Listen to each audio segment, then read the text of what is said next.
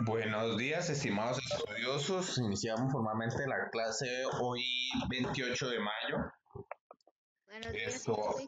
Vamos a continuar con la misma dinámica. Inicialmente les pondré la actividad de tecnología e informática, la próxima que vamos a abordar.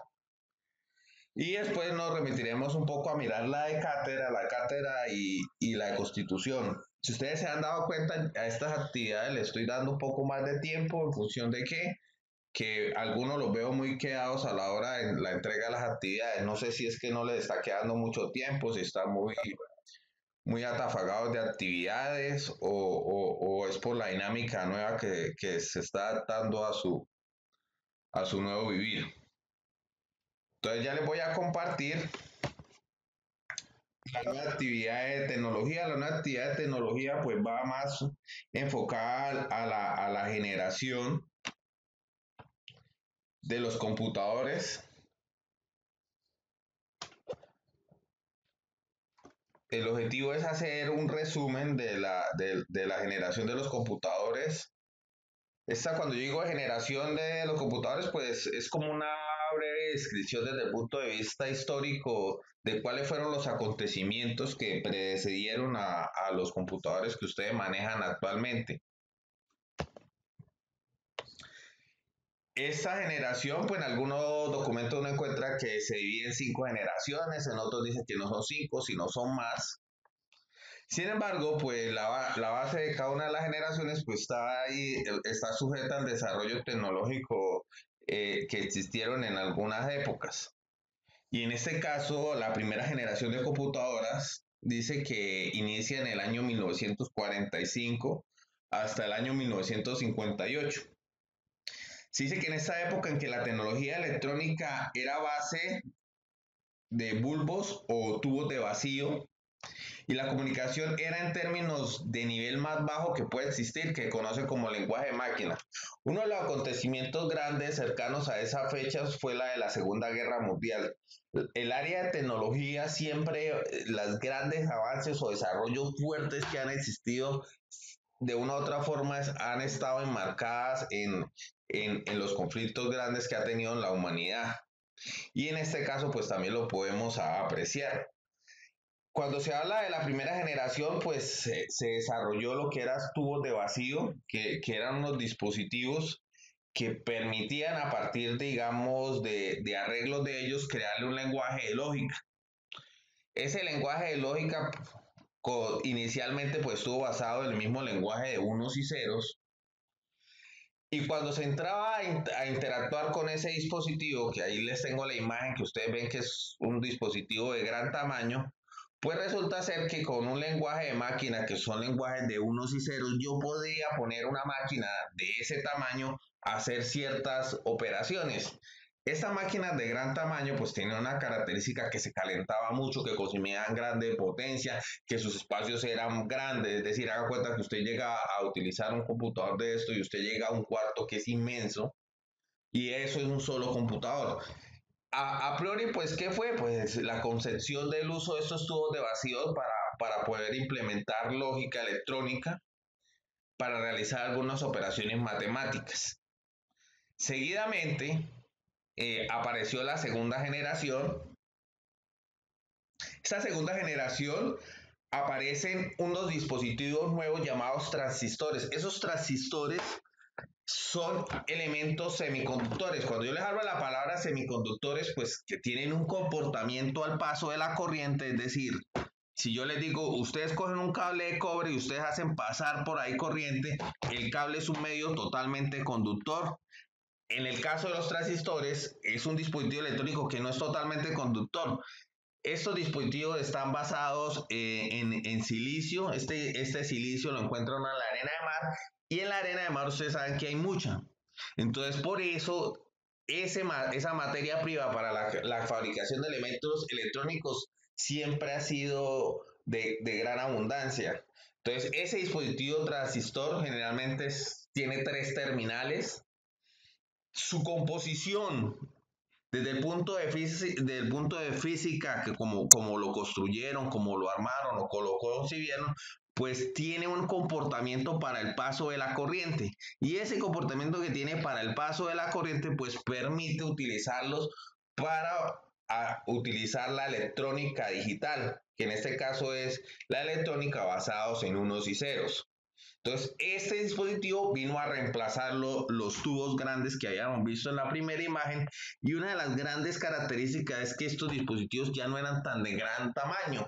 Al no ser de gran tamaño y ser pequeños, pues también los consumos de potencia eran pequeños con respecto a esos tubos de vacío, y el área efectiva que necesitaba para poderse armar este computador ya no era tan grande. Entonces, esto se considera la segunda revolución. Se dice que los computadores de la segunda generación ya no son las válvulas de vacío, sino los transistores. Son más pequeños y consumen menos electricidad que los anteriores. La forma de comunicación con estas nuevas computadoras es mediante lenguaje más avanzado que el lenguaje de máquina. Entonces, ese lenguaje de máquina, que es de unos y ceros de registros, pasa a un lenguaje más alto. Un lenguaje más alto, ¿qué podía hacer? Colocar unas letras, y esas letras poder definir algún proceso matemático o algún tipo de operación o algún tipo de procesamiento. Se llama un lenguaje de más alto nivel o lenguaje de programación. Entonces, si ustedes ven la imagen, pues aparece ya un computador que tiene unas características de un computador de la segunda generación,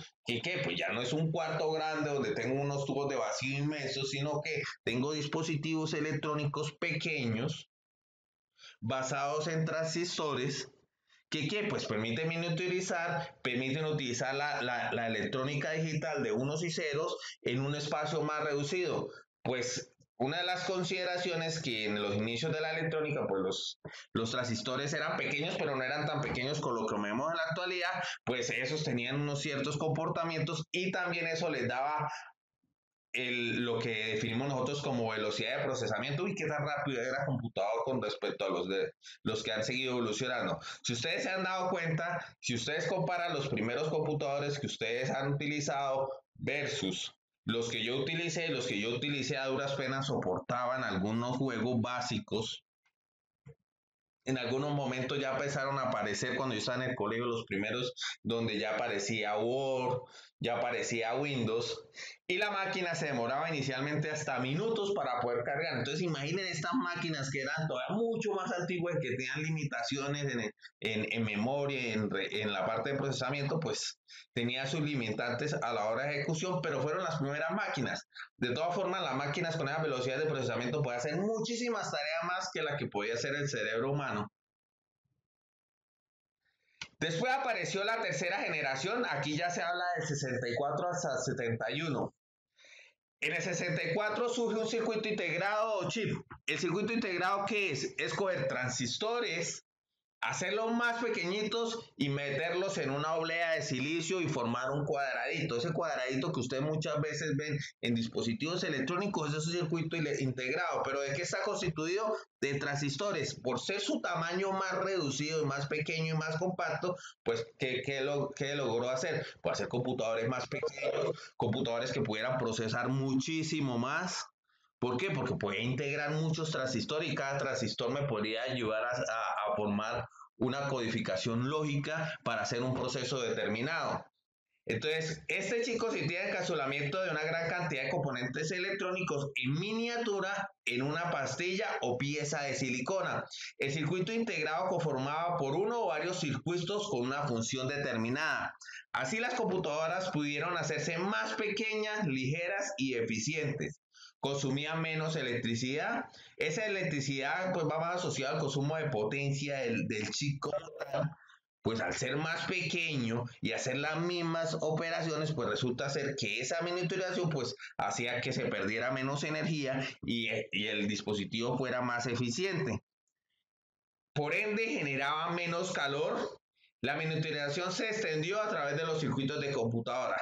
Cuando se empezó a generar este tipo de tecnología basada en circuitos integrados, pues en algunos casos hubo alguien que dijo que cada vez que iban pasando 10 años, la miniaturización de los dispositivos iba a permitir integrar mucho más transistores dentro de estos chips, logrando que pues dispositivos que pudieran tener tanto mayor procesamiento como también capacidad de almacenamiento.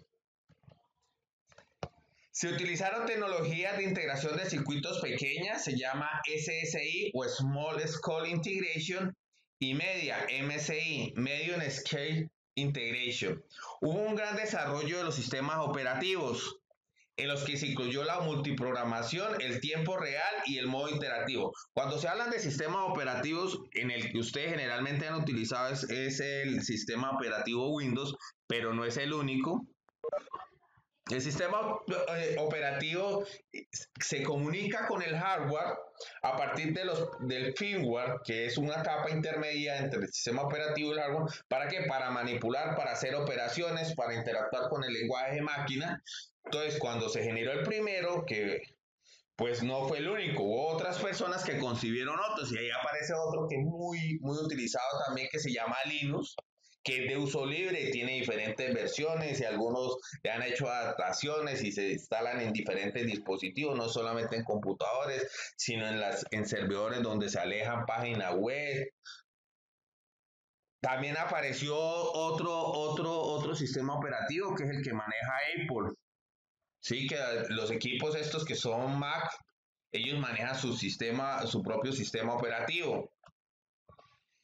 También empieza a utilizarse o comienza las memorias semiconductores y los discos magnéticos. Antes, nosotros utilizábamos discos magnéticos para almacenar la información o los llamados disquetes. Yo creo que ninguno de ustedes tuvo la oportunidad de trabajar con ellos. Eran dispositivos que podían almacenar muy poquita información, ¿sí? Pero estos dispositivos pues se fueron masificando, entonces los computadores tenían una ranura donde usted introducía su disco, usted copiaba y sacaba información. Deficiencias de los discos magnéticos, pues no eran muy robustos, su capacidad era reducida, es decir, las memorias que ustedes manejan ahorita de 1 giga, 2 gigas, 3 gigas, no eran impensables con esos discos, que lo único que permitían almacenar eran un poco de kilobits, archivos pequeños, pero era lo que uno podía encontrar en el mercado. ¿Por qué? Porque era lo que existía en esa actualidad. Las memorias semiconductoras pues empezaron a dar un pequeño aviso o vislumbración en el mercado. Muchas de esas venían integradas ya en la tarjeta o tarjeta madre de los computadores. Entonces se habla de que de menor consumo de potencia, apreciable reducción del espacio, aumento de la fiabilidad, ya se hablaba del teleproceso, multiprogramación, renovación de periféricos, minicomputadoras, no tan costosas y gran capacidad de procesamiento. Algunas más populares fueron la PDP-8 y la PDP-11. Su cálculo, el número de PIB, podía hacerlo con 500 unidades, 500.000 decimales. ¿Eso qué quiere decir? El número de PIB es igual a 3.141516 y ahí para allá una cantidad de cifras decimales. En el caso de este computador ya podía mantener esa cantidad de decimales. ¿Por qué se habla de multiprogramación? Automáticamente al existir un sistema operativo, pues empezaron a aparecer varios lenguajes de programación, entre esos COBOL, después estaba Fortran, había unos lenguajes de programación que permitían, ¿sí?, interactuar con el sistema operativo para poder al computador hacer procesos. Después apareció la cuarta generación, que se generó en 1971. A partir de esa fecha ya se abrió de algo que llama microminiaturización de los circuitos electrónicos. El tamaño reducido del microprocesador de chip hizo la creación de computadores personales. Si vieron, desde también ya empezó a hablarse de los computadores personales. Hoy en día la tecnología LSI o Integration a gran escala permite que cientos y miles de componentes electrónicos se almacenen en un solo chip. Utilizando lo que es la tecnología Very Large Integration Scale, un fabricante pudo que una computadora pequeña rivalice con una computadora de la generación 1 que ocupaba un cuarto completo.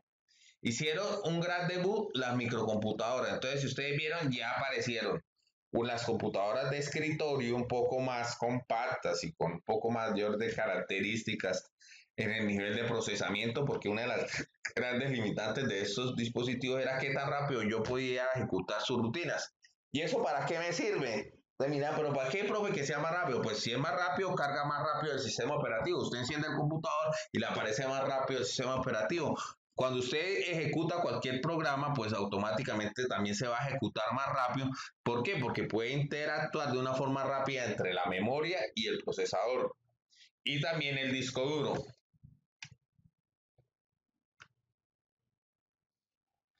Se habla que también que en 1971 aparece el microprocesador que permite la integración de todas las unidades centrales de proceso de una computadora en un solo circuito integrado. Se utiliza la tecnología de integración de circuitos a gran escala. Mediante esa tecnología se colocan más circuitos dentro de una misma pastilla, realizando tareas diferentes.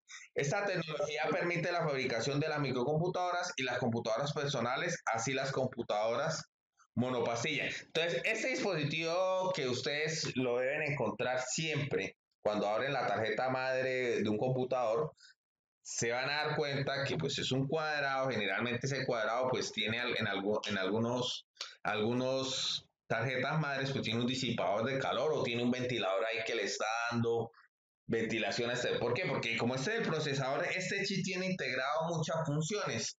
Al ejecutar tantas funciones en poco tiempo, pues también se sobrecalienta. Y una de las cuestiones de los semiconductores, pues cuando se calienta y como ellos van en algún momento soldados dentro de la tarjeta madre, pues si esa calor es muy grande, pues resulta que una soldadura de esas pues se dispersa y automáticamente se daña el computador. Por eso esos sistemas de refrigeración que tienen los computadores pues está tratando de mitigar que llegue a suceder algo como eso, que un procesador se caliente. ¿Por qué? Porque de pronto quedó en un bucle ese procesador y está haciendo las mismas operaciones, las mismas operaciones, las mismas operaciones. Entonces esa temperatura que cede más al uso del computador, pues automáticamente pues puede ser que lo dañe.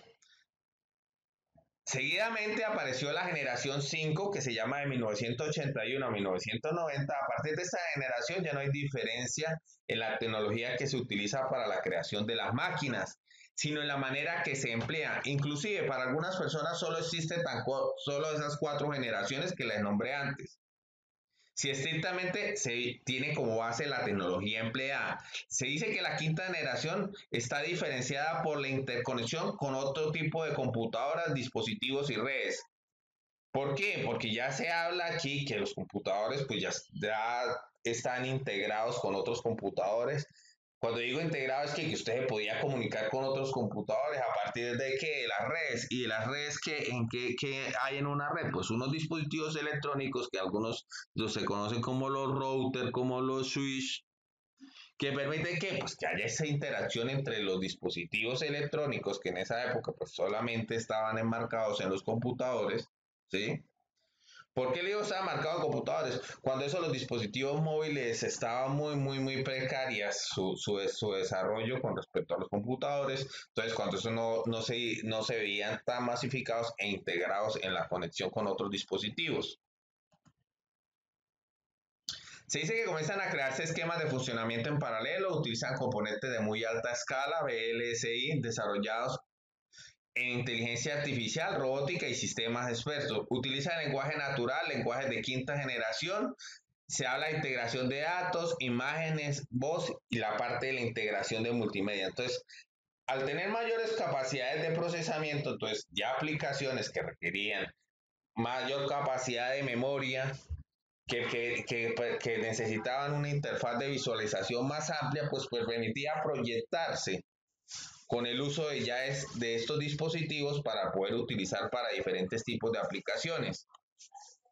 Seguidamente, aquí hay un ejemplo, de pronto alguna de estas torres, si alguno tenga todavía en su casa, ¿sí? Después se habla de una sexta generación.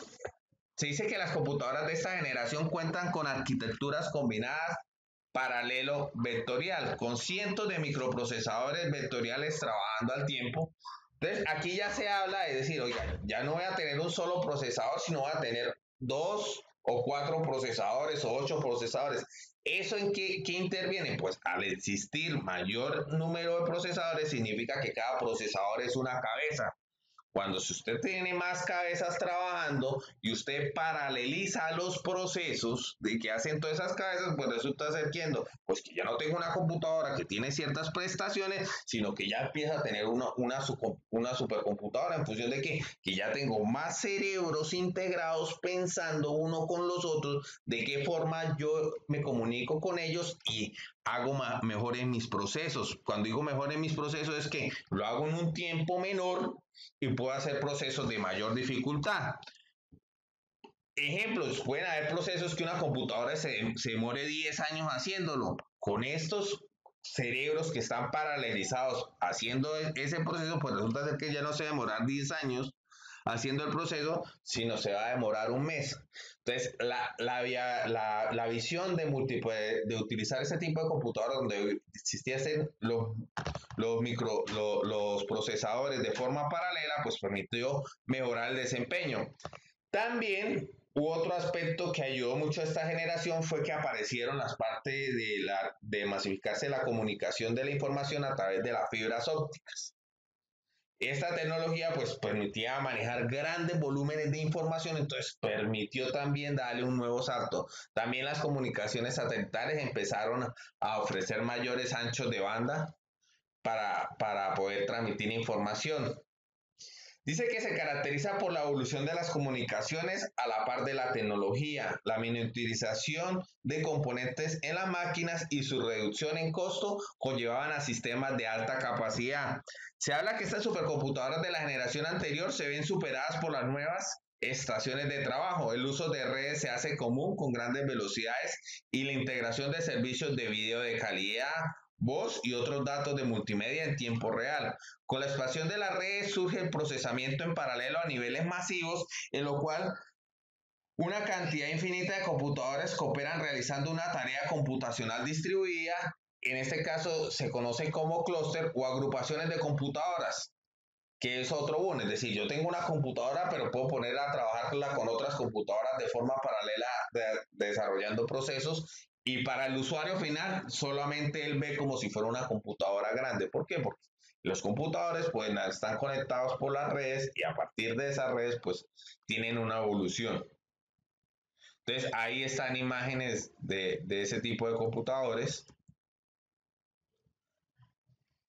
Después se habla de la generación. Comienza el año de 1999, donde la popularización de las pantallas LCD y hacen a un lado las torres grandes, que eran las torres de rayos catódicos, que eran las neveras, como que dice esos televisores, que sus pantallas pues eran en algún momento ovaladas y la parte trasera pues tenía un casco grande.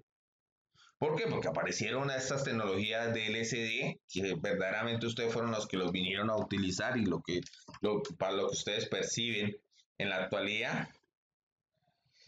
También se dice que se dejan estos dispositivos de almacenamiento magnético. Muchas veces ustedes de pronto vieron en su casa CDs que se utilizaban antes sus papás para almacenar la información. Eso ya empieza a desligarse un poco este tipo de formatos. Entonces, después aparece la generación de almacenamiento de datos de alta densidad con una capacidad de almacenamiento hasta de 50 gigas. Aunque se ha confirmado esta lista puede recibir 16 capas de 400 gigas.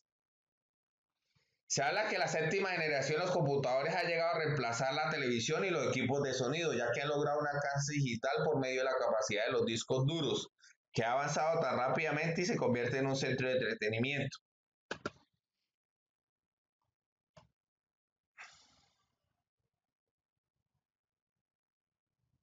Entonces, aquí está una imagen, digamos, de este tipo de integración de estos dispositivos. También se habla que el concepto de dispositivos móviles, la movilidad de las telecomunicaciones, la parte de los laptops, los notebooks de oficina, los tablets, los ordenadores, el teléfono inteligente con pantallas táctil, negro brillante, interfaz colorido con iconos de aplicaciones, las sobre fondo blanco con la reflexión. Seguidamente se habla que los dispositivos físicos y mecánicos van a despegar, o sea, el disco duro y las tarjetas madre. Ya todo será en base a la nanotecnología. Un disco duro estará limitado a la velocidad que puede tener escribiéndose en placas, pero las nuevas serán orgánicas a base de impulsos electromagnéticos. Esta es la nueva evolución que se considera de los computadores. En algunos, a la literatura también se habla de que los nuevos computadores van a ser computadores ópticos, que bajo el principio de la velocidad de procesamiento, pues se va a multiplicar. Eso sería, digamos, a grosso modo, la historia de las generaciones de los computadores. También en la actualidad, pues ustedes ven las capacidades de almacenamiento se han disparado. Ya cuando usted compra un computador, le dice, le va a vender un computador que cuánto permite almacenar. No, ya no almacena gigas, sino ya almacena teras, que es miles de gigas. Entonces ya le dan un almacenamiento grande, ¿sí? Las memorias iniciales de los computadores pues también eran reducidas, entonces eso hacía que tuviera que interactuar mucho con el disco duro. Ahorita ya los computadores que le venden ya la memoria tiene varios gigas, entonces esa memoria que tiene varios gigas pues permite optimizar los procesos y las velocidades de los procesadores también ha ido incrementándose y también ya le hablan de que, uy, tengo un computador que tiene 8 núcleos, que tiene 4 núcleos, es decir, mayor nivel de procesamiento en algo ya integrado más pequeño. ¿Qué nos permite? Manejar multimedia, ¿qué nos permite? También trabajar mucho con los editores de texto, hacer programación tridimensional, hacer todo lo que están viendo ustedes en la actualidad, trabajar planos 3D, gran cantidad de funcionalidades que antes no eran pensables con los computadores que se manejaban anteriormente. Es decir, las características que ustedes miran en los computadores actuales antes no la podían hacer nada de ese tipo de procesamiento. Eso con respecto a la parte de tecnología.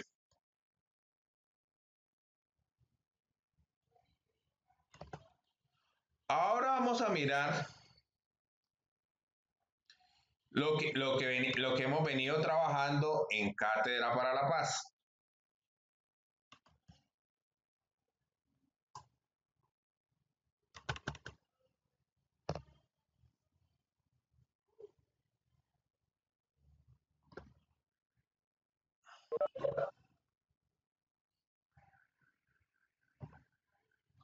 Entonces, en Cátedra, si ustedes se dieron cuenta, yo ya les subí la actividad de lo del bullying. Entonces, algunos me han llamado a preguntar que si responder las dos preguntas, les digo que sí. Y también sobre los mitos sobre el bullying. Entonces, para poder responder estas dos preguntas de forma acertada, pues yo les había, en la guía, si se dieron cuenta, yo les compartí a partir de la segunda hoja la parte teórica. Algunos me decían que si era coger literalmente y copiar los mitos. No, lo que yo necesito es que ustedes me lean, me resuman en función de qué, pues de la interpretación que ustedes les den algo. En algunos casos ustedes ven que el texto está resaltado. ¿Por qué está resaltado? Porque el autor lo que pretende es decir, oiga, mira, aquí hay una idea muy central. En el caso del bullying, dice el bullying o la intimidación o el acoso, como prefieras, es una forma de violencia que se produce entre los compañeros y compañeras del instituto, del colegio, de la escuela, de la universidad. Es un comportamiento agresivo y premeditado de un compañero o compañera a un grupo que implica un desequilibrio o fuerza de poder y que además se repite en el tiempo. Entonces, estos conceptos automáticamente ustedes lo deben leer, apropiarlo de eso y decir, oiga, ¿qué es el bullying? Ah, entonces usted dice, no, pues el bullying que es una agresión que puede ser de qué tipo, física o moral, o puede ser desde el punto de vista que la persona le esté ofendiendo a la otra, pero le está generando qué, pues le está intimidando, la está afectando psicosocialmente. Es decir, usted ya puede decir, oiga, mire, esto es lo que yo comprendo en el contexto. Seguidamente también aparecen los mitos. Entonces, cuando ustedes miran los mitos, entonces cuando se habla de mito, que pues puede ser algo que en mayor de todos los casos, por su género, pues es algo que es falso. ¿Y por qué se habla mucho de mito? Porque se ha arreglado tanto en nuestra cultura que mucha gente lo da por cierto y a la hora de la verdad no tiene nada que ver con la realidad que se vive afuera, sino que es que son supuestos que muchas personas definen. Por lo menos miremos el mito 3. Algo habrá hecho que espabile o eso le hará fuerte. Ese argumento es colmo. Como razones así se convierte a la víctima en culpable, que es una de las grandes afectaciones que hay en el bullying. Es decir, alguien está siendo victimizado, está siendo ofendido, agredido, y alguien dice, oiga, pero él es el culpable. Uno no puede echarle la culpa a otra persona, de pronto nació con una discapacidad, es decir, cuando uno nace, pues usted como ser humano aparece físicamente tal cual como le entregó la naturaleza. Que tiene limitantes, todos tenemos limitantes. ¿De qué naturaleza? Cognitivas, puede ser limitantes de socioafectivas, de pronto con nuestro comportamental. En algún momento alguien no tiene un dedo, alguien no tiene alguna extremidad. Es decir, todos podemos tener una limitante, o yo soy muy chiquito, entonces no me puedo desplazar muy rápido, o yo soy muy alto o soy gordo. Es decir, ahí hay una grande que, ¿por qué? Porque es intrínseco a nuestra naturaleza humana y uno trata a veces de perfeccionar la vida y pues resulta ser que no, todos tenemos nuestras diferencias. Entonces dice que otra cosa es que haya chicos y chicas que quienes les cueste relacionarse o que se pongan un poco pesados, pero como todo se aprende, si a alguien le faltan habilidades sociales para relacionarse o aprender a controlarse un poco para no estresar al prójimo, pues se aprende y listo. Para los que están en el otro lado, oye que la violencia también se desaprende, que se puede aprender a convivir y ganarse la amistad siendo legal y yendo de buen rollo, que no hace falta ir de matón o de matona, vamos, sabe que todos y todas somos únicos y por tanto diferentes. Las diferencias nos enriquecen y no hay mayor prueba de ello que los colores. Se dice verdad, existe un montón de estudios de lo que aprendemos que convivir es un ambiente es que hay golpes, insultos, amenazas, exclusión y afecta y mucho. No a quienes son las víctimas, sino también a los espectadores y a los propios agresores. Está resaltado, el acoso es algo serio y no forma parte de un proceso ni crecimiento de las personas, o sea que no es bueno para madurar. Ustedes cuando lo visualizan desde el punto de vista práctico, ¿cómo lo ven? Cuando ustedes empiezan a molestar a una niña, empiezan a decirle cosas y automáticamente ella se ofende, se siente mal, se siente excluida de ustedes, pues automáticamente después la ve uno llorando. ¿Por qué? Porque no se siente identificada con el curso, siente una afectación desde el punto de vista psicosocial. Lo mismo cuando ustedes amedrantan a un compañero, uno le pega, se descuida al otro, él le tira otra pelota y le vuelve a pegar. Entonces todo ese tipo de afectaciones pues automáticamente pues también van asociadas a este tipo de bullying. ¿Por qué? Porque en algún momento el muchacho o la muchacha pues se van a sentir tan ofendidos que en algún momento dirá, oiga, yo con esos muchachos ya no vuelvo a hablar más. ¿Por qué? Porque han sido muy groseros, muy irrespetuosos conmigo, no me valoran dentro del curso. Entonces, eso ustedes lo ven cuando lo rechazan los otros o cuando la otra persona dirá, oiga, yo con ustedes no hablo, con ustedes no hago tareas. Se habla de que tú sabes que lo de madurar a golpes no es cierto ni para los tomates porque los golpes los estropean. Y eso es otra de las cuestiones que mucha gente piensa, a partir de golpes y más golpes de cualquier tipo, cuando digo golpes no es solamente físico, pues busca que la otra persona vaya a cambiar. Y generalmente lo que eso hace es empeorar las situaciones dentro del bullying que se puede generar en una institución. Miremos este otro mito, afecta a los chicos y chicas problemáticas. Dos cosas súper importantes. La primera, cualquiera puede ser acosado y la segunda, nadie merece ser víctima del maltrato. Entonces, son dos consideraciones fuertes, ¿sí?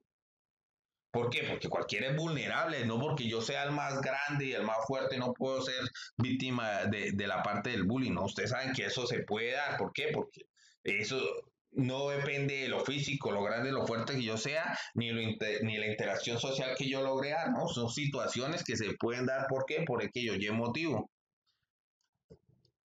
Nadie merece ser víctima de maltrato y es algo que ustedes lo deben apropiar deben madurarlo. ¿Por qué? Porque es que una cosa es que yo todo juegue con mis compañeros y en la recocha pues se generen algunas burlas y algo, pero párela, ¿sí? ¿Por qué? Porque es que una cosa es una pequeña discusión ahí de juego y otra cosa es que usted lo lleve y lo mecanice y lo vuelva sistemático y todas las clases que dé la oportunidad empiecen automáticamente a montársela al compañero. Sí perdone que me repita, pero es un mensaje que debes grabar en tu mente. Por lo que hay en tu mente dirige tu conducta.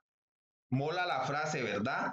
Por eso es importante que en tu coco no haya mentiras, porque si no, vivirás en una mentira. Pero sigamos sobre los errores del acoso.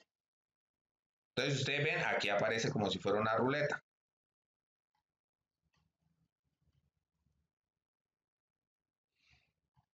Si miran el párrafo que está abajo, se dice que el acoso no es un problema de chico o chica determinado, sino de toda la clase o de todo el centro, o en este caso de la escuela o del colegio. Entonces, es algo que, ¿por qué? Porque hay veces que uno piensa que el problema lo tiene otra persona, no, hermano, yo hago parte de mi comunidad, yo como permito que alguien vaya a agredir a esa persona. Entonces, eso no se concibe desde el punto de vista moral.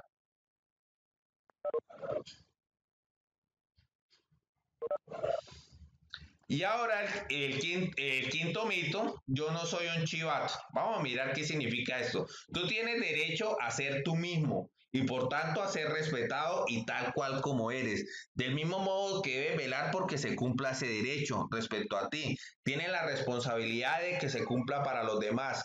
Proteger tus derechos y los demás no es chivarse. ¿Sí? Es un acto de valentía que te hace crecer. La resignación o mirar al otro lado te convierte en una persona débil. Sé inteligente, sé parte de la solución, porque si no eres parte del problema.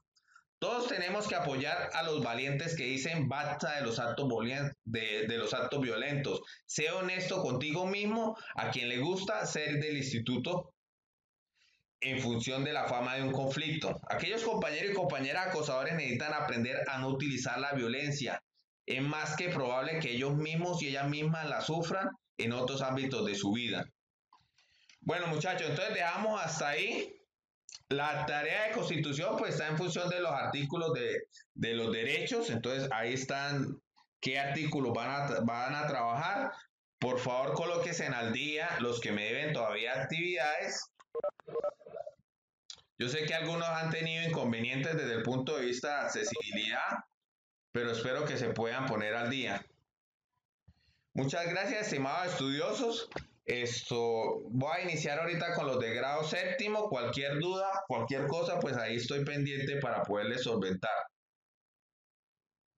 Les agradezco mucho por su participación.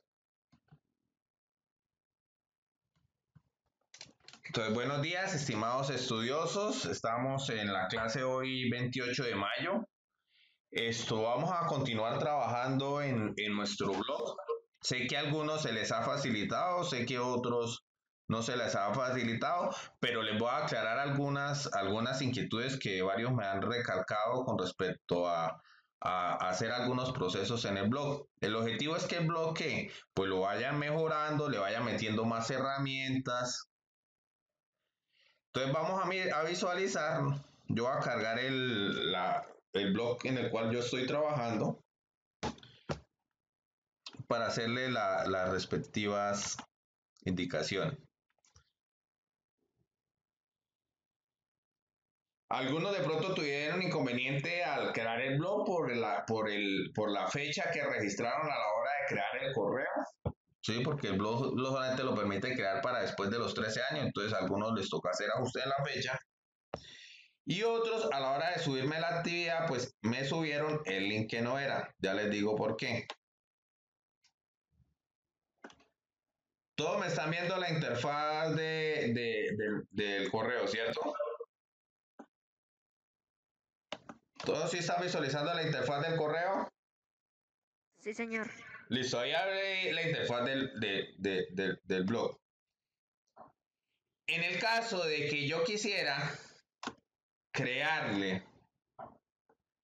otro blog, yo siempre estoy obligado a generar una nueva entrada. Es decir, si voy a crear un blog, estoy obligado a generar una nueva entrada.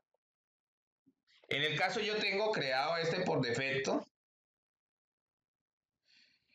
A mí me aparece con esta interfaz, a ustedes les aparece algunos otra interfaz. No sé por qué, si de pronto son cambios del navegador o desde el punto de vista o el blogger ha hecho cambios. A mí me aparece interfaz. Entonces, a mí cuando quiero editar esta interfaz, pues a mí me aparece la opción editar acá. Algunos sé que le aparece por acá. Entonces le ofrecen la opción editar. Cuando ustedes editan, tienen dos modos para editar el archivo. Uno que es la opción redactar. En esta opción redactar, pues ustedes que pueden colocar ahí, exclusivamente pueden colocar código, colocar texto, que digan. Colocan texto, exclusivamente pueden colocar texto. El texto ustedes lo pueden editar como quieran.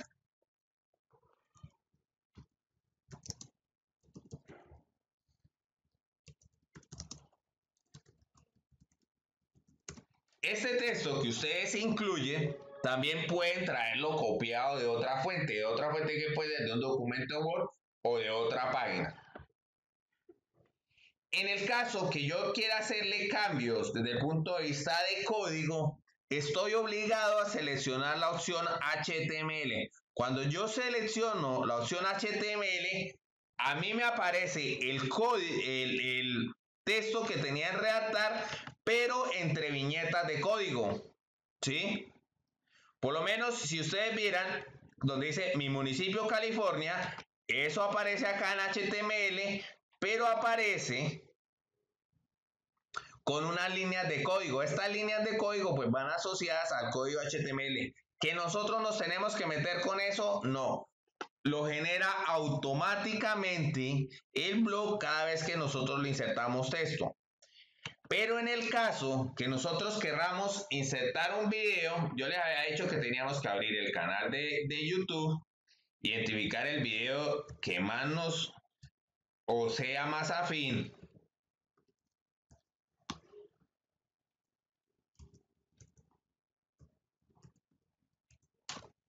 que sea más afín a lo que yo quiero, que en este caso yo estoy mirando la parte de California.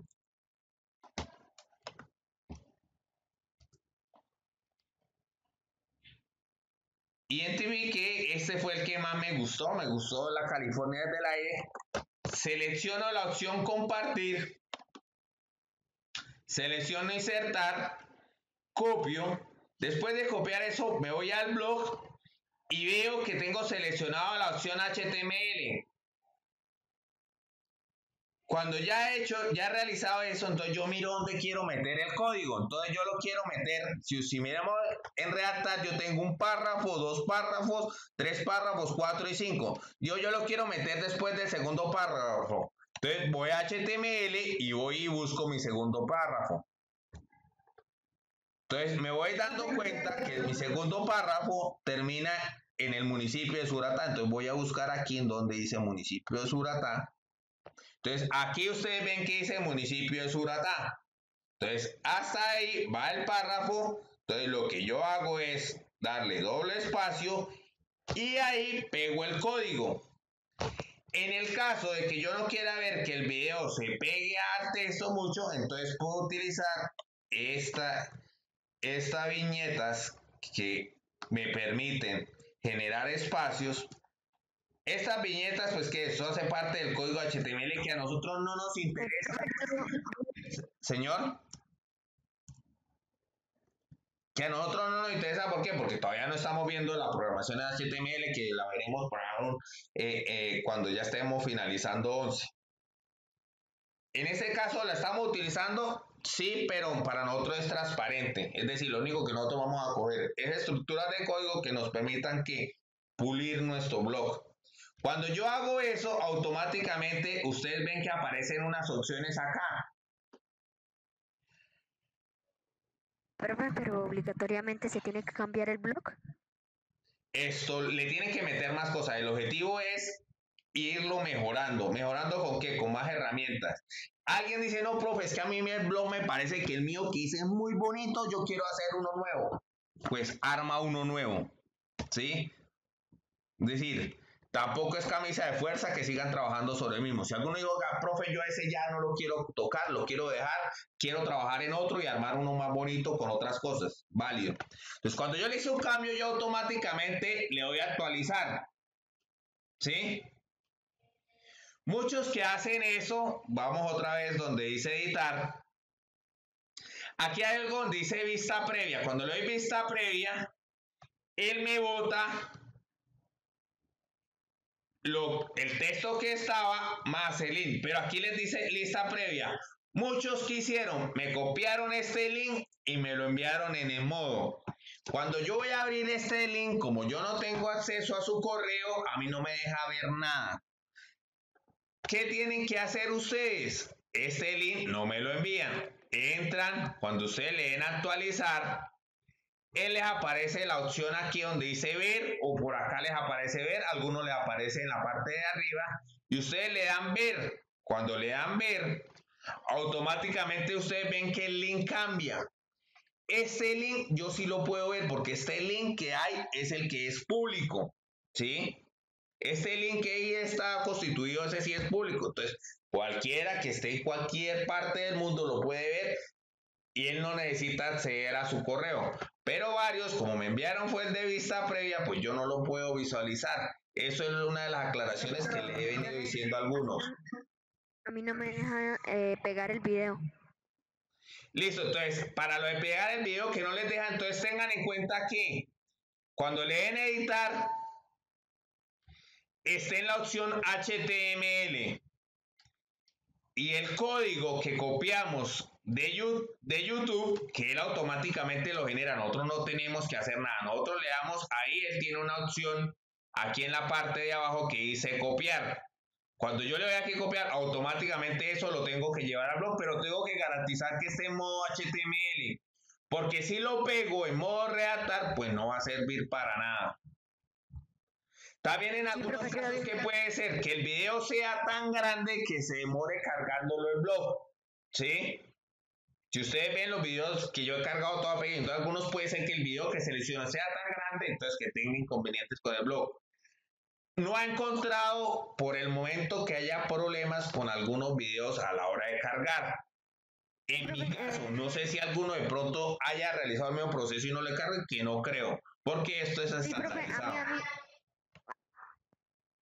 En el caso que eso suceda y que lo haya hecho tal cual que hubiera seleccionado la opción HTML, ahí sí tocaría que entrar yo de forma remota y entrar a visualizar en dónde quedó el error.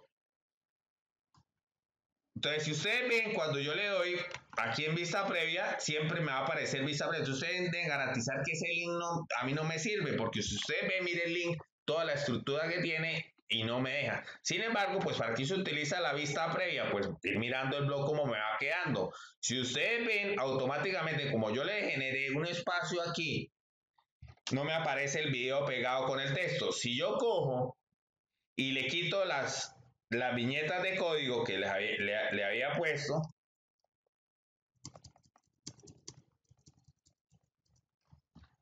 y vuelvo a actualizar,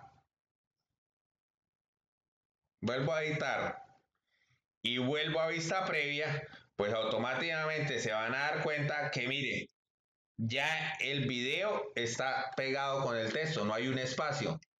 Entonces, eso es una de las cosas que yo debo tratar de mirar a la hora de elaborar mi blog. Ahora vamos a mirar qué más yo puedo realizar sobre el blog. Listo, entonces ya cuadré, ya puse los videos, entonces ya le di a actualizar. Entonces, él automáticamente... ¿Puede una foto? Sí, claro, también pueden integrar fotos. Ahí cuando ustedes le dan en editar,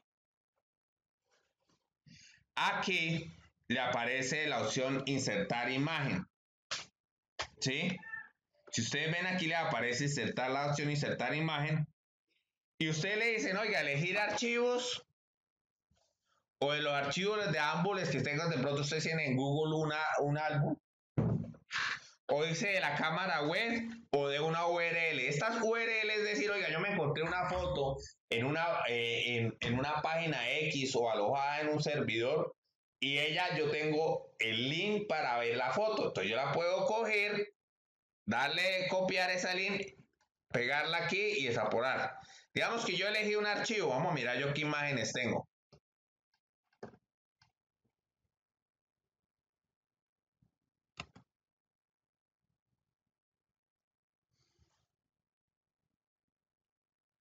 Muestra, a ver aquí imágenes.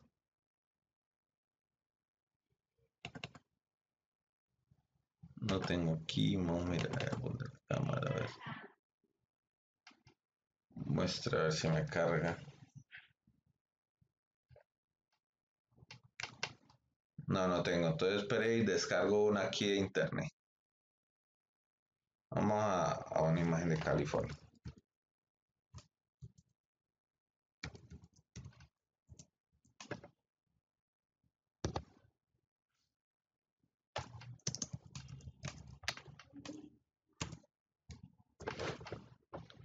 Entonces aquí mis imágenes. Vamos a descargar esta que me parece bonita.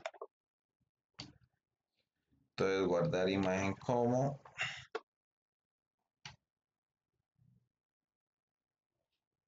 Vamos a mis imágenes. Y ahí donde dice imágenes guardadas, vamos a guardarla ahí. Vamos entonces nuevamente, voy a blog. Voy a cerrar aquí, voy a cerrar aquí. Entonces vamos ahora sí a elegir archivos. Mire que el formato que soporta para las imágenes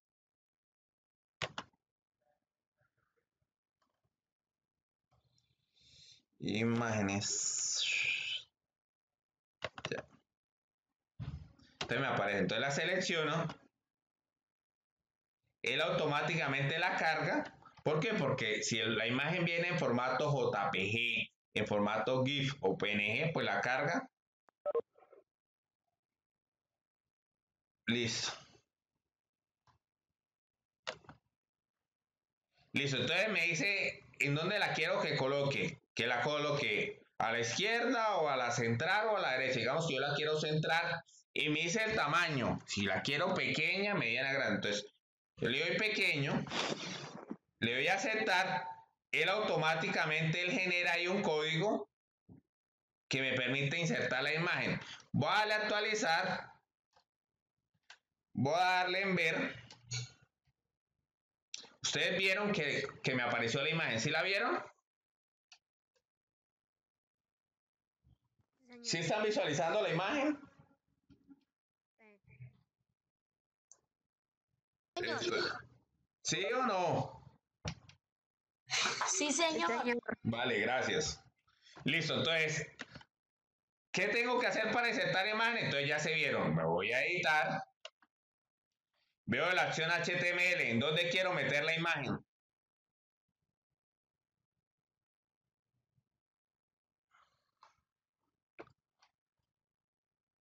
Voy a meterla acá. Tome la decisión de qué. Entonces, vuelvo. Aquí a imágenes. Le digo elegir archivos.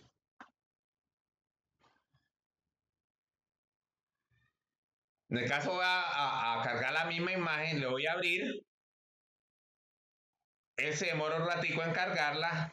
Cuando le digo ya abrir, añadir a las imágenes preseleccionadas, entonces aquí que le digo, oiga, yo le voy a decir, oiga, no, yo la necesito es grande, esa imagen la necesito es grande. Y la necesito centrar a la izquierda o a la derecha. De pronto la puedo dejar a la izquierda. Cuando hago eso, él automáticamente me genera el código. ¿Sí? Si ustedes vieron, mire, él automáticamente me generó este código. Pues les digo, ustedes con el código no se tienen que meter, ustedes tienen que utilizar la operabilidad del Blogger. Cuando ya la he esto, entonces le digo actualizar. ¿Por qué? Porque si no actualizo no me guarda los cambios. Puedo hacer dos cosas, darle aquí en ver o volver a editar y que me dé la opción de vista previa. Entonces, cuando voy a mi usuario, entonces mire, automáticamente cuando yo mandé la imagen grande a la izquierda, él me mandó el texto aquí a la derecha. Entonces, así puedo diseñar mi blog. También, ¿qué puedo hacer? También puedo utilizar la herramienta que él tiene. Entonces vuelvo aquí a darle a actualizar. Aquí tiene unas herramientas de diseño. ¿qué es lo que quiero que ustedes empiecen también a indagar? Entonces, eso de diseño, él me permite meter información adicional dentro de mi blog. Vamos a hacerle un cambio. Entonces, vamos a decir que le vamos a meter en la barra lateral de arriba. Entonces, vamos a agregar, yo le digo añadir gadget. Cuando le doy, entonces me dice, oiga, ¿usted qué quiere añadir? ¿Una entrada destacada, una búsqueda de blogs o código HTML? Este código HTML y JavaScript, pues ¿a qué se debe? Que yo por ahí alguna tengo una aplicación que me genere un código y yo la pueda embeber o utilizar dentro de mi blog. ¿Qué quiere? ¿Meterle una cabecera o meter la parte de seguidores o una imagen? Entonces digamos que yo quiero añadir una imagen. Entonces yo quiero añadir una imagen, le doy aquí, le doy en más. Entonces le hizo editar, entonces va a ser imagen, lo voy a llamar imagen de mi pueblo.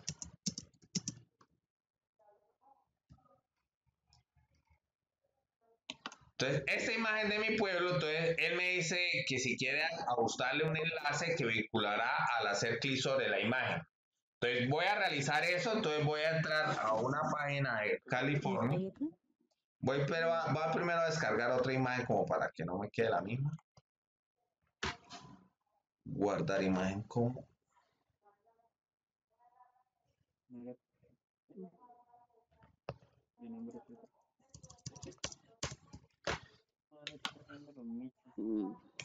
Entonces yo quiero que cuando alguien le dé clic a la imagen, me enlace con la página de la alcaldía de California. Entonces copié el link de la URL, entonces vuelvo a mi blog.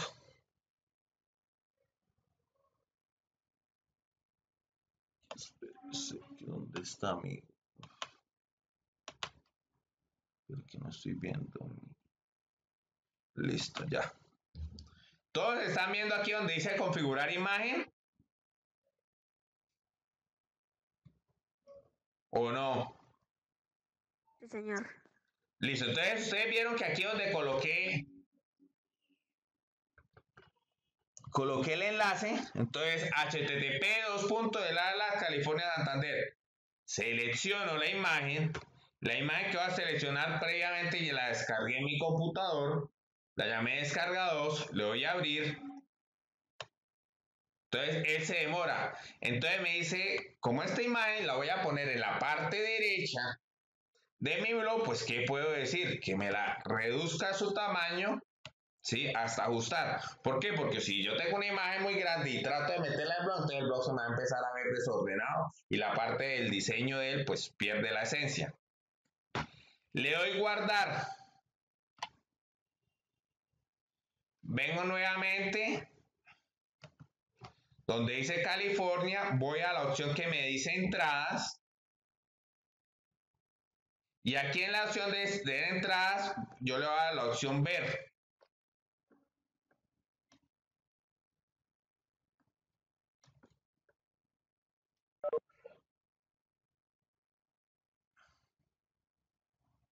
Que no estoy viendo la. Espera un momentico a ver qué pasó con el cambio que le hicimos. Señor, espérese. Entonces, espere un momentico, lo voy aquí en guardar disposición. Porque no me cargó el cambio que le hice. Muestra si ya nos tiene en vista previa el cambio que le hicimos.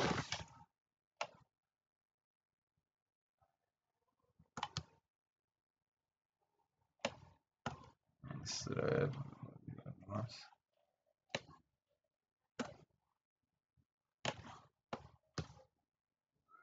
Muestra un momentico.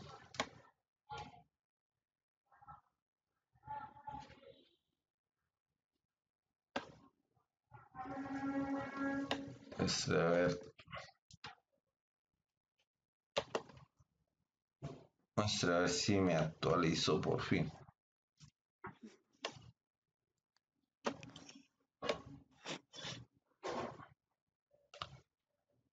No me está cargando Vamos a mirar si le cambio el tema y si me deja hacer el ajuste que le estamos haciendo desde el diseño.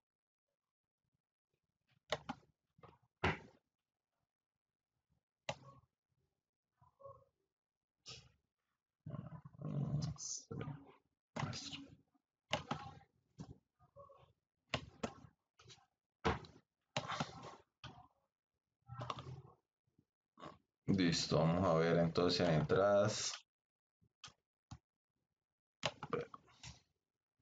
Listo. Entonces automáticamente cuando le ajusté el tema al blog, me cargó el cambio que le hice. Entonces usted ve la imagen que aparece aquí a la derecha, ¿cierto?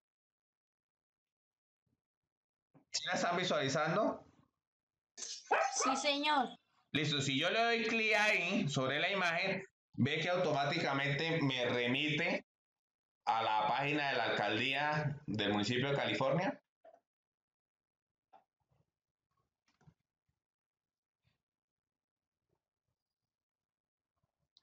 Entonces, preguntas.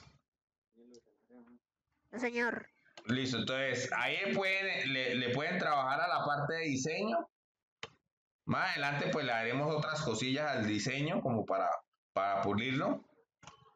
Entonces digamos que le quiera meter el correo. Estoy listo para que me envíe el correo. Entonces yo puedo especificar. En este caso, miren, ustedes automáticamente configurar el seguimiento por correo electrónico. Entonces, él automáticamente le genera este. Y en este caso yo lo estoy trabajando con una cuenta que llama Salomé Díaz Martínez, que es el nombre de mi hija. Y le doy guardar. Él automáticamente ya le permite mostrar el seguimiento por correo electrónico.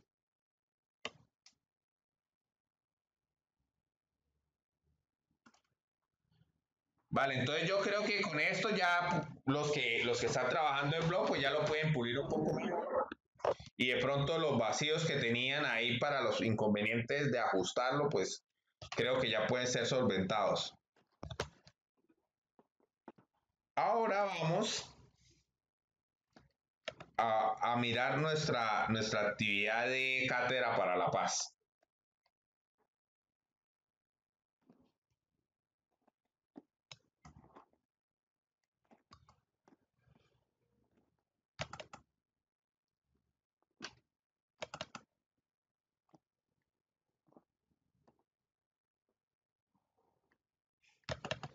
Entonces, dentro de nuestra actividad de cátedra para la paz,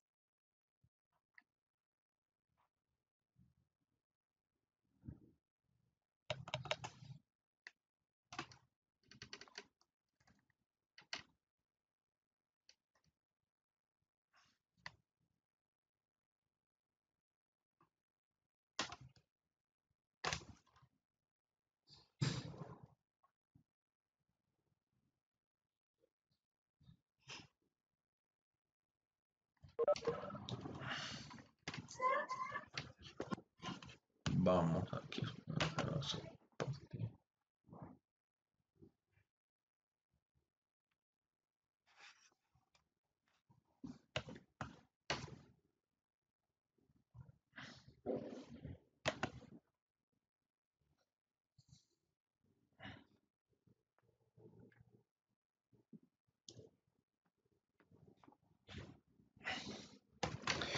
Nosotros habíamos propuesto unos conceptos, qué es la mediación, conflicto, quiénes son los mediadores, qué es poseer el mediador, de algunos principios básicos sobre la mediación, cuáles son las herramientas con que cuenta el mediador, describe la historia de la mediación escolar y cómo se reacciona habitualmente ante un conflicto. Entonces vamos a mirar más sobre los últimos.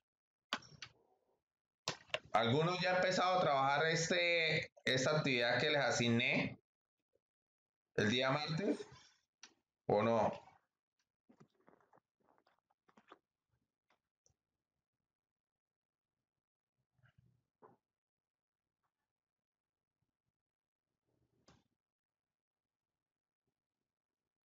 Muchachos, ¿ya alguno la ha empezado a trabajar?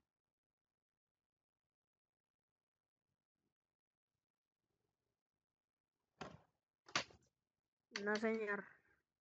Listo, entonces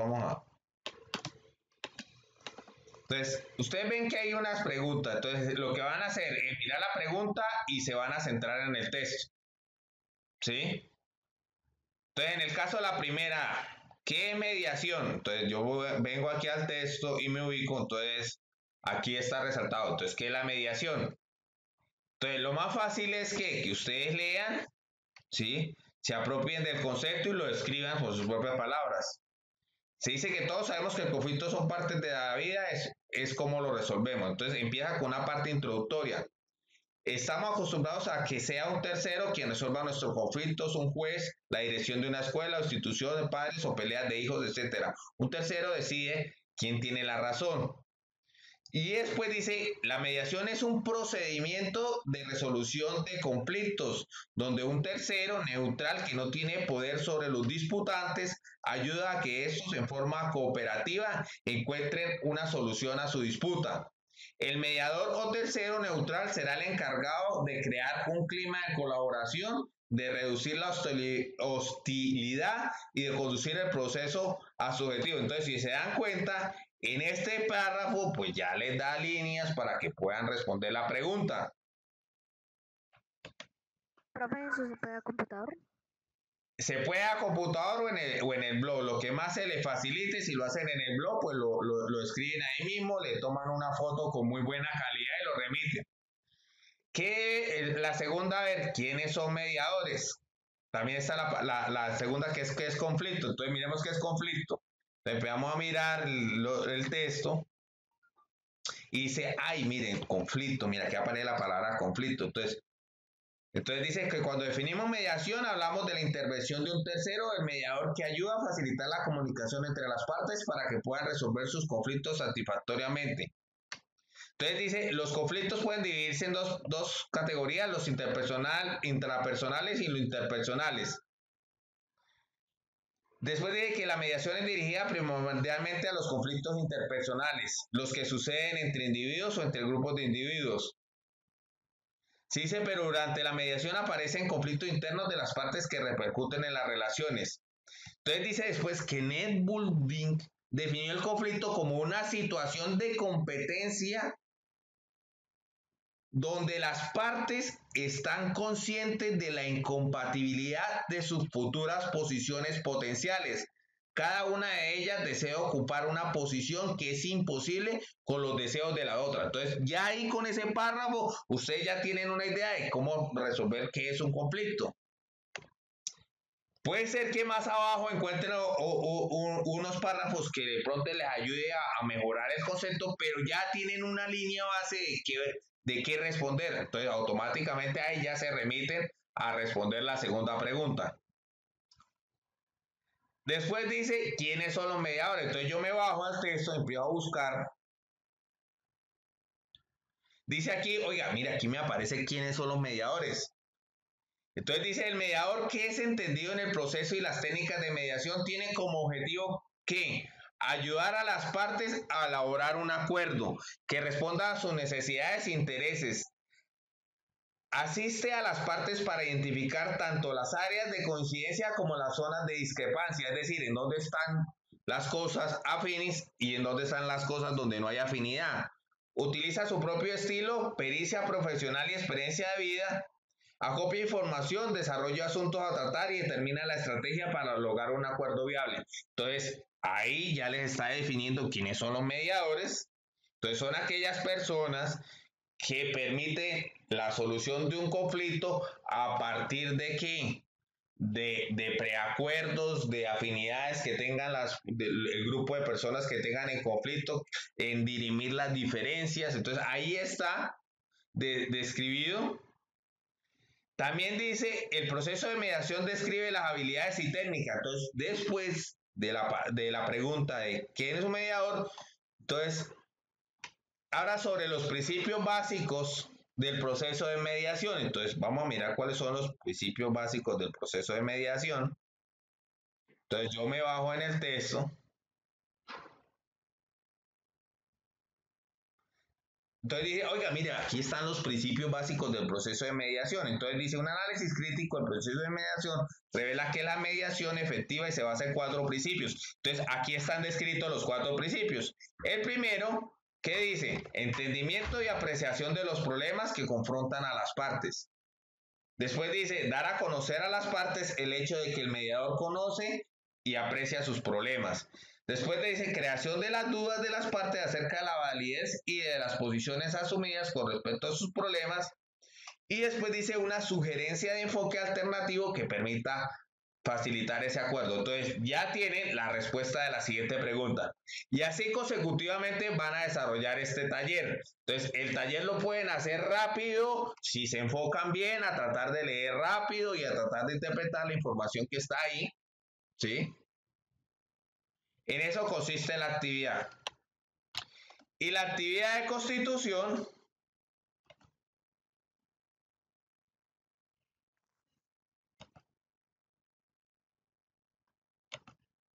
vamos a visualizarla. Entonces, actividad de constitución.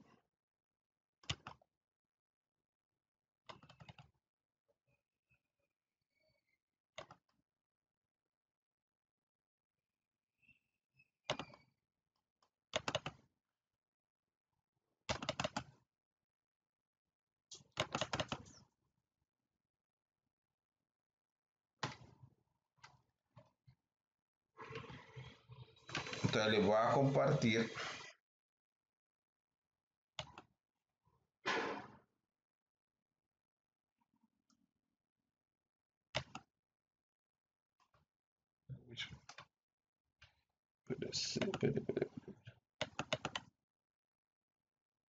Pero un momentico, no, pero sí, no, esta no es. Regálame un segundo aquí. Virtual constitución.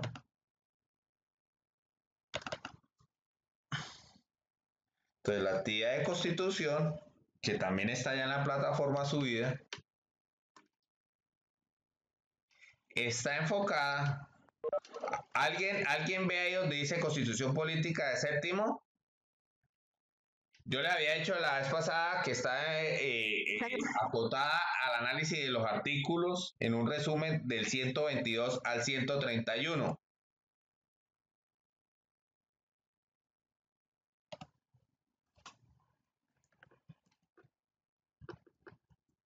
Entonces yo le había dicho que estos artículos iban enfrascados en lo que es la función pública.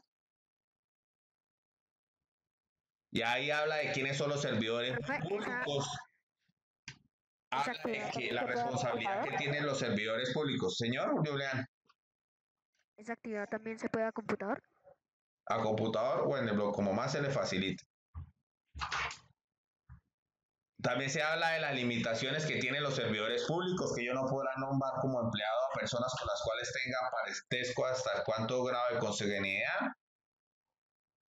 También habla que los servidores públicos no podrán celebrar por sí o interpuesta persona o representación de otro contrato con entidades públicas.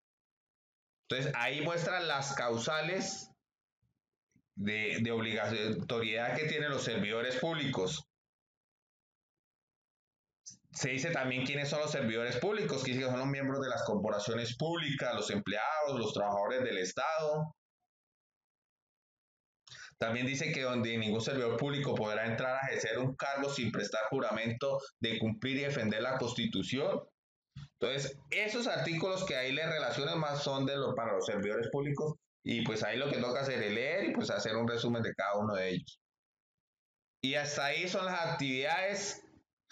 ¿Qué les solicito? Que se pongan al día, que por favor los que me enviaron el link del blog que no era, pues ajusten el link del blog que es.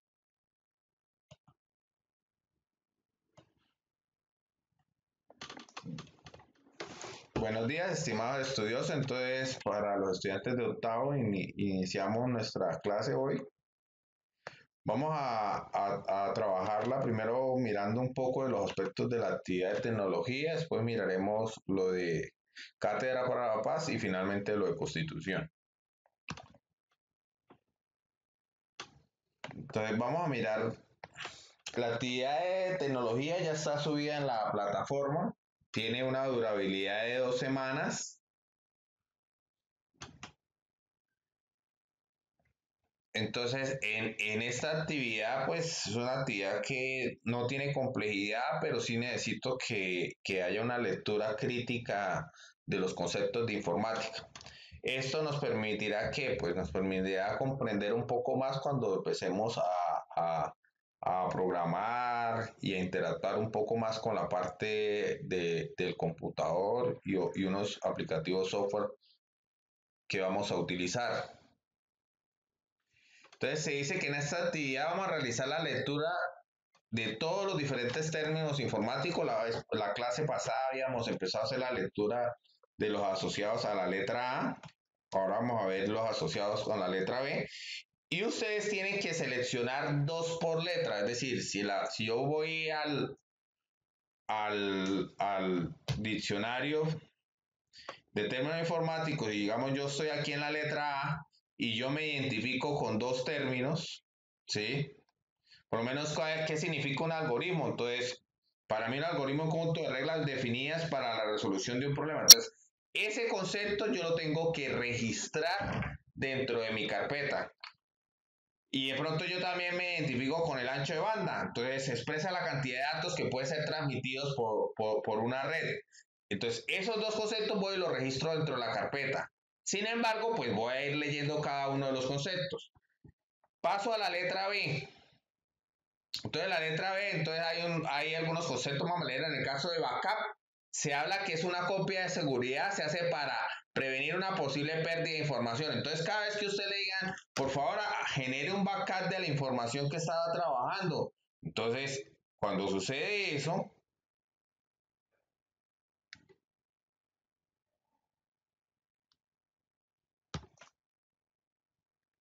esperen un momentico. Esperen un momento que parece que algunos no han podido entrar a la sala.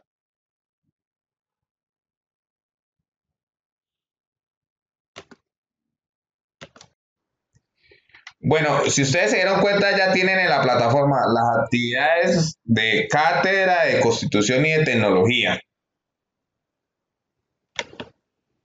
Entonces, la actividad de tecnología, como la había dicho la clase pasada.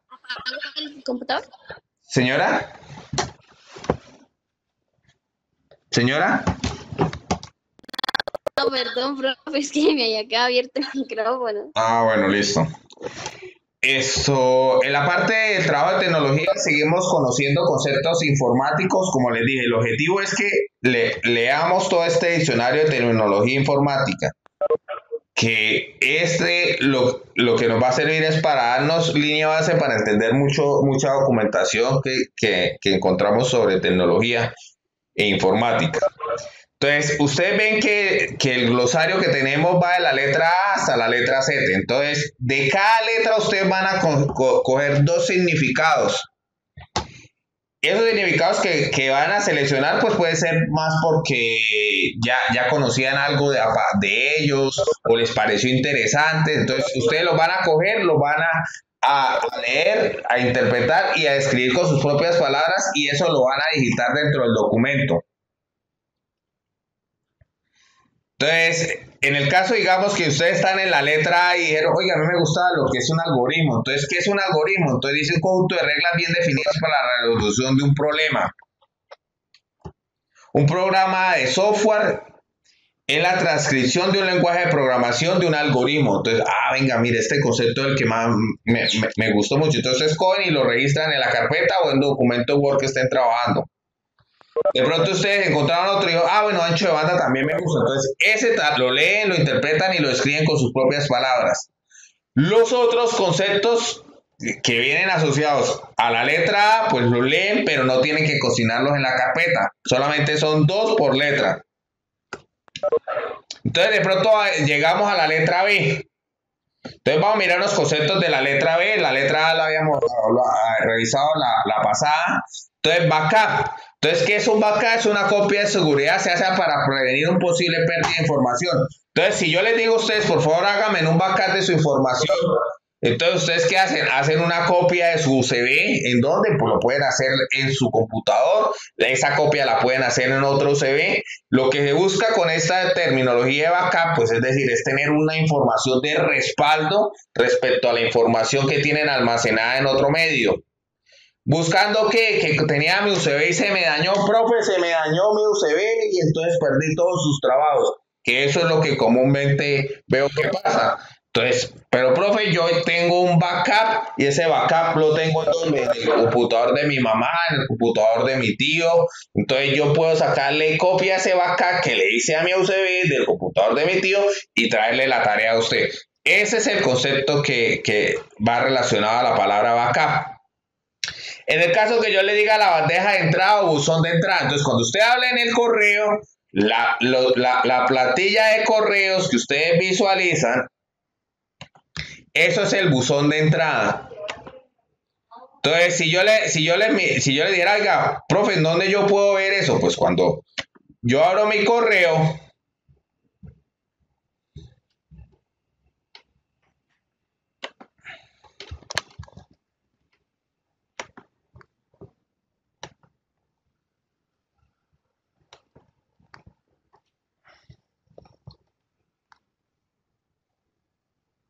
yo voy a abrir mi correo. Entonces yo voy a abrir mi correo y automáticamente cada vez que yo abro mi correo, yo encuentro mi buzón de entrada.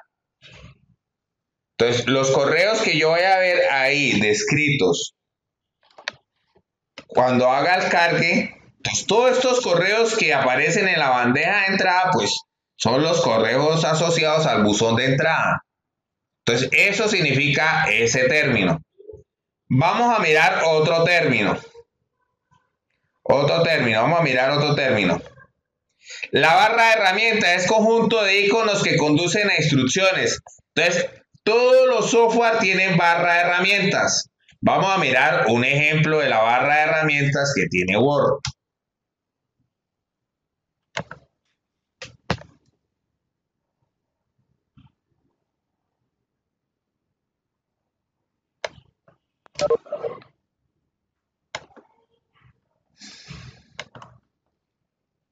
En algunos casos, si alguien quiere pulir el diccionario informático, pues puede tomar imágenes o pantallazos de algo que tenga relacionado con ese concepto. Por lo menos a ellos les estoy compartiendo el documento en Word. Entonces, el documento en Word, cuando uno va a editar un documento en Word, ustedes ven que en la parte de arriba de Word aparece una barra de herramientas. ¿Y esta barra de herramientas para qué sirve? Para cambiar el tipo de letra, para cambiar el tamaño de letra, para inclinar las letras, para subrayar, para decir que va centrado hacia la izquierda, hacia el centro, hacia el lado derecho, o viene justificado, o puedo crearle referencias al formato, o puedo incluirle o insertarle gráficas. Entonces, esto, cuando se refiere, esto es lo que se refiere a una barra de herramientas. Vamos a mirar otro concepto. Base de datos. Base de datos, ¿a qué se refiere cuando hablan de base de datos? Entonces, esa base de datos es un conjunto de datos organizados de tal forma que resulte fácil acceder a ellos y gestionarlos. ¿En dónde puedo encontrar bases de datos? Casi todos los sistemas informáticos alojados en la nube o los sistemas informáticos que se consideran en web tienen una base de datos asociada a ellos. ¿Por qué? Porque ahí tiene información de los registros, de los datos que se van introduciendo dentro de ella. Hay otro concepto que se llama BASIC. BASIC es uno de los primeros lenguajes de programación simbólico que se introdujo. Otro concepto que se llama BBC, que se llama Blind Carbon Copy, función que permite mandar un mensaje de email a más de un destinatario, a diferencia de la función de CC. El nombre de los destinatarios no aparecen en el encabezado. ¿Cuándo yo puedo ver eso? Cuando a mí me envíen un correo y yo quiera mirar a quién más se lo envió, pues no me aparece. ¿Por qué? Porque tiene activada la opción BCC. ¿Eso es donde lo puedo visualizar? En la opción de correo electrónico. Otro concepto de la BIOS. La BIOS es el sistema que está por debajo del sistema operativo de nuestro computador. ¿A ello cómo puedo acceder a él? Generalmente con las teclas F8. Cuando yo arranco el computador y si yo cliqueo muchas veces a esa tecla, pues puedo acceder a la BIOS. Hay otras BIOS que se activan con otra tecla. Entonces, esa BIOS significa Basic Input Output System, es el sistema básico de ingreso y de salida de datos. Conjunto de procedimientos que conforma el flujo de datos del sistema operativo y los dispositivos tales como el disco rígido, la placa de video, el teclado, el mouse y la impresora. Es decir, cuando yo activo la BIOS de mi computador, yo puedo ver esa interrelación con los periféricos o los dispositivos a los cuales tiene añadido la tarjeta madre de mi computador. Después aparece otro término que es el término bit. El bit significa una abreviatura de binary digit o dígito binario. Los dígitos binarios, ¿cuáles son? Son el 0 y el 1. El bit es la unidad más pequeña de almacenamiento en un sistema binario dentro de una computadora. Si yo hoy miro el sistema de almacenamiento de una computadora, están almacenando ceros y unos. Que el grupo de esos ceros y unos pues me representa algo que puede ser un número entero, un número en punto flotante. Otro concepto, bookmark, anotación en el navegador de una dirección internet que se almacena para agilizar su uso. Entonces muchas de las direcciones URL que ustedes utilizan a menudo. Entonces voy a abrir el navegador.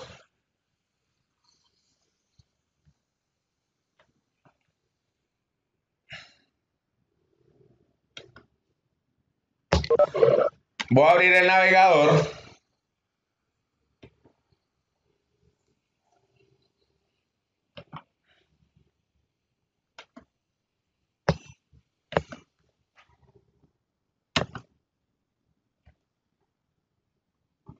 Entonces, cuando yo abro el navegador,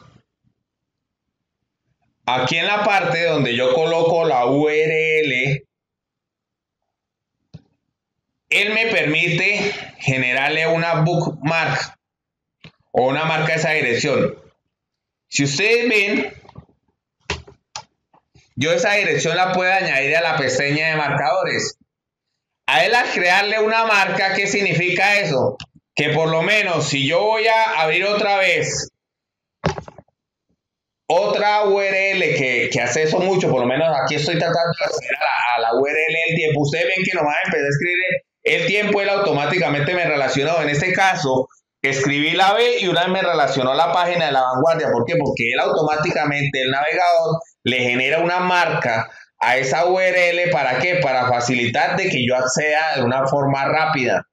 Toda esta información, ¿en dónde queda almacenada? Si yo le doy aquí en el navegador, en la parte derecha, en historial, me voy a dar cuenta que automáticamente el navegador, él almacena varios parámetros. Y entre esos parámetros, pues va a las páginas que yo voy accediendo. Entonces, si yo accedo mucho a una página, él me le genera una marca de tal forma que cada vez que yo quiera volver a acceder a ella, él me ajuste el sistema de búsqueda de forma rápida. A eso se refiere ese bookmark.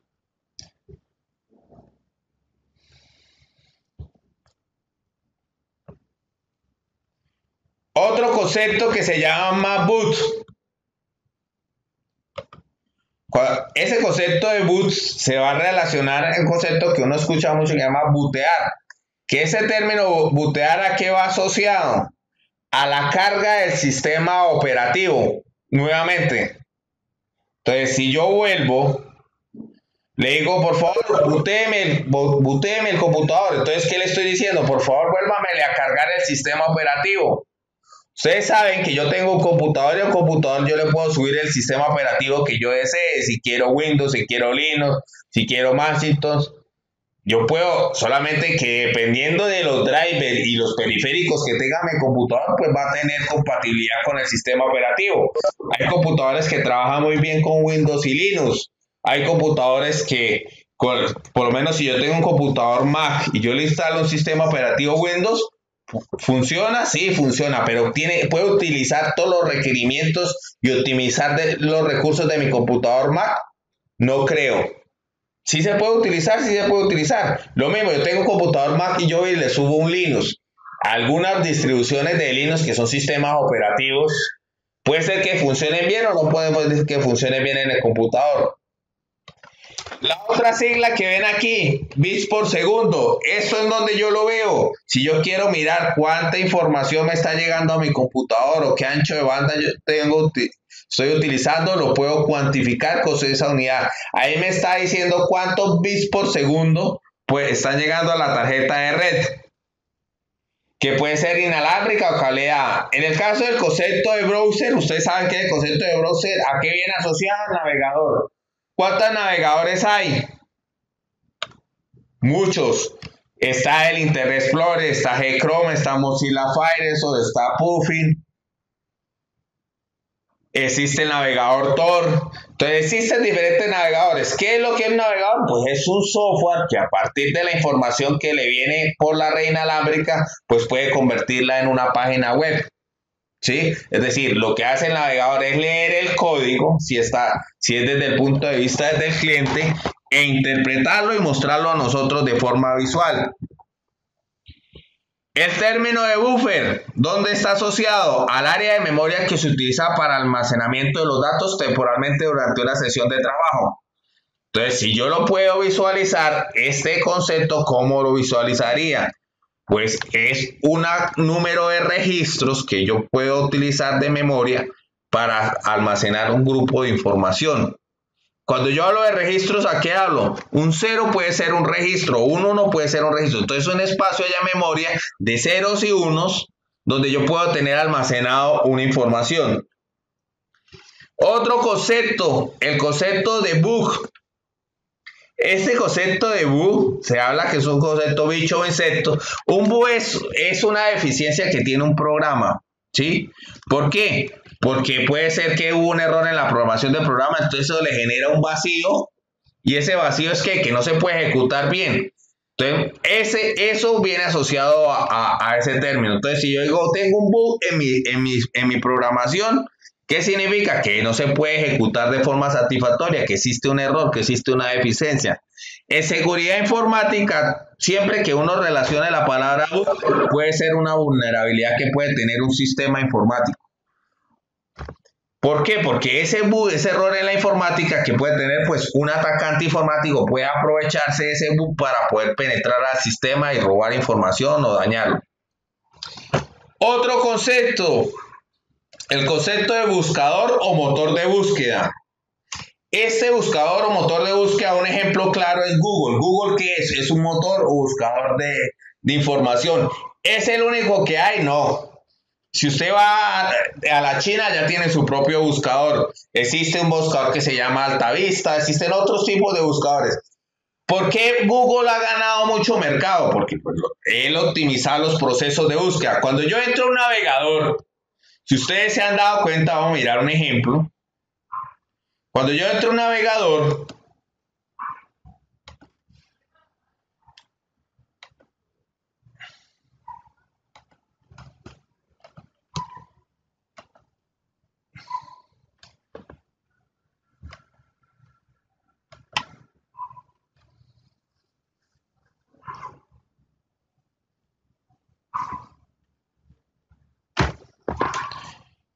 voy a decir municipio de California.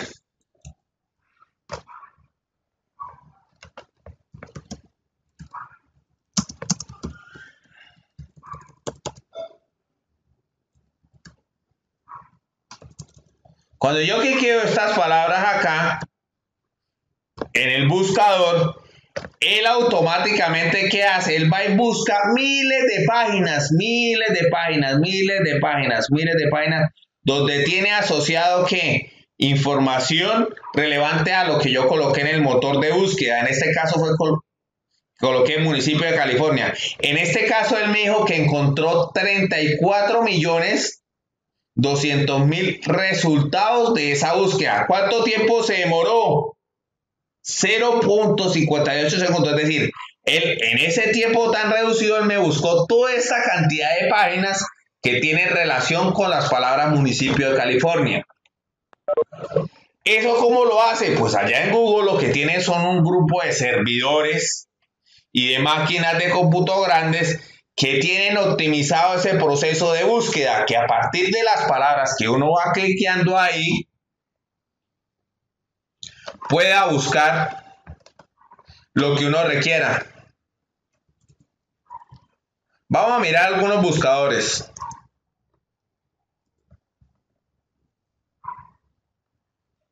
Mira, aquí hay una página donde me muestra los 10 mejores buscadores alternativos a Google. Es decir, si yo utilizo esos buscadores, me puede encontrar otras páginas que Google no me encuentra. Hay una que se llama Bing, otra que se llama DuckDuckGo. Todos estos buscadores son de uso libre. Es decir, si ustedes entran ahí pueden acceder y hacer sus búsquedas. Mire, existe otro que se llama Archive.org, este que se llama Startpage, otro que se llama Jibiru, el otro se llama Q1, Yahoo Search. Yahoo en algún momento tuvo harto boom en la parte de la navegación. Con el tiempo se quedó obsoleto con respecto a las ventajas que empezó a mostrar. Hay este otro que se llama ax.com. Entonces, si quiere, uno puede entrar ahí. Ustedes pueden entrar a ax y hacer lo mismo. Escribir municipio de California. Entonces, yo realizo esa búsqueda y él automáticamente, ¿qué me hace? Oiga, mire, esto fue todo lo que encontré relacionado al municipio de California. Que el algoritmo de búsqueda de cada uno de estos buscadores diferentes sí es diferente.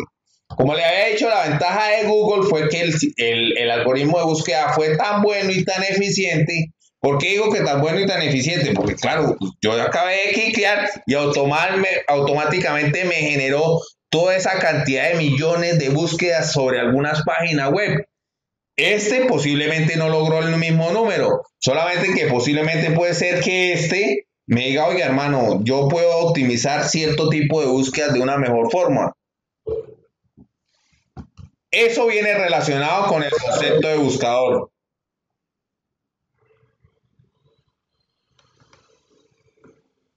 En el caso también existe el concepto de buzón de salida, que es la carpeta donde el email donde aparecen los mensajes que uno envía. Entonces ustedes saben que cuando abren su correo electrónico, pues ese correo electrónico, cuando ustedes lo abren,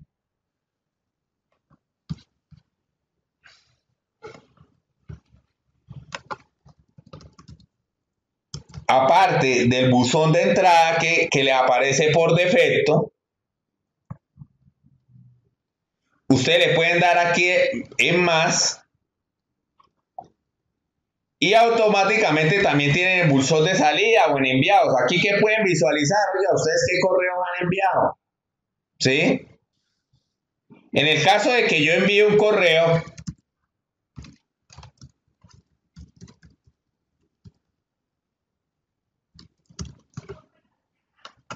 entonces cuando yo hago ese envío de correo, automáticamente si yo abro el correo, el buzón de enviados, él automáticamente me aparece que acabé de enviar un correo a esta dirección electrónica.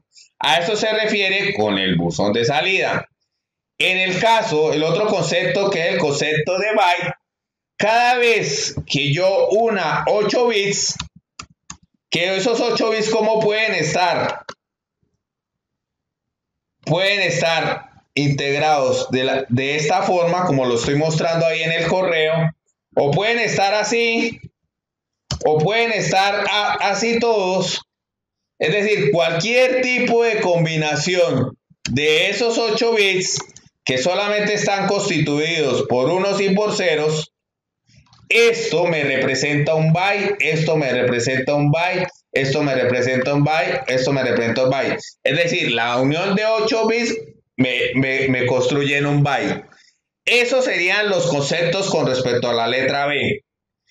Entonces, Ya está la actividad ahí descrita, entonces ustedes tienen que seleccionar de cada letra dos conceptos y ustedes con sus propias palabras explicar el significado. Sin embargo, les estoy pidiendo que por favor lean todo el glosario, que se personalicen de él, de tal forma que a la hora de escribirme cosas técnicas en el área de informática, pues tengan la rigurosidad del caso. ¿Por qué? Porque ustedes ya se dan cuenta que pues los términos que aquí se utilizan son muy técnicos y que pues vale la pena saber qué son e interpretarlos.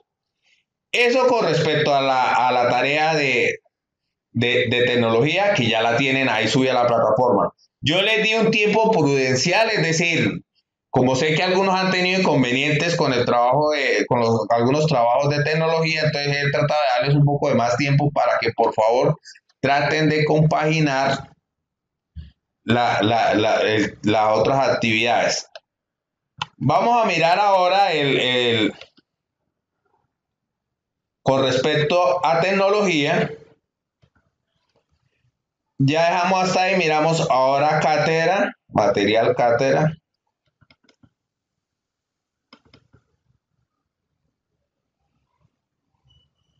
Y en cátedra, ¿qué tenemos? Los que ya entraron a la plataforma y descargaron la actividad,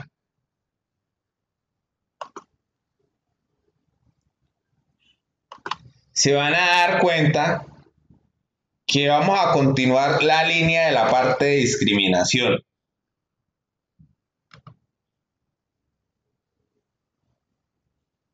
Y esa línea con respecto a la parte de discriminación pues tiene unos componentes. ¿Unos componentes de qué? Que yo traté de buscar una documentación específica para esta temática. ¿Por qué? Porque si ustedes ven es amplia. ¿Amplia en qué? Pues como todos somos diferentes, hay diferentes aristas con respecto a la discriminación. Inicialmente en el documento de la actividad les coloqué dos párrafos que son introductorios a la lectura, donde se habla de qué es discriminar. Dice: discriminar es jerarquizar a los seres humanos en razón de cualquier pretexto contra lo que suele creerse, no es lo contrario de igualdad. Si por tal se entiende que todos debemos ser iguales, por suerte no lo somos, pero todos tenemos derecho a ser considerados y respetados igualmente con nuestras diferencias. Esto es que lo contrario a la discriminación es el derecho a ser diferente. Y está lo de discriminar es impedir, obstruir, limitar, menoscabar el pleno ejercicio de los derechos, garantías de manera arbitraria a alguien utilizando como pretexto su género, etnia, creencias religiosas o políticas, nacionalidad, situación social o económica, orientación sexual, edad, capacidades o caracteres físicos, entre otras condiciones. Entonces, si ustedes se dan cuenta, el título de este capítulo, que es el que van a leer ustedes y lo van a describir de forma resumida, es sobre somos iguales y diferentes. Esta cartilla que le estoy presentando ahí, el primer capítulo, pues trata de introducir al chico o a la chica, que en este caso son ustedes, a la parte de la discriminación. Lo presentan de dos frentes, pues una, que hay unos derechos que son universales que van en contra de la discriminación de las personas. Por eso aquí se habla que es discriminar. Entonces también dice que entonces toda discriminación está prohibida por la ley. ¿Qué son las prácticas sociales discriminatorias? Aquí son claramente que si usted hostiga, maltrata, aísla, agrede, segrega, excluye, lo margina a cualquier miembro o grupo humano por el solo hecho de pertenecer a ese grupo, crear o colaborar en la difusión de generalizaciones desvalorizantes o prejuicios acerca de cualquier grupo humano, como así también utilizar las diferencias propias de cada uno de nosotros para establecer jerarquías. Un ejemplo claro en dónde está. Ustedes vieron que la semana pasada se filtró que estaban hablando unos representantes del gobierno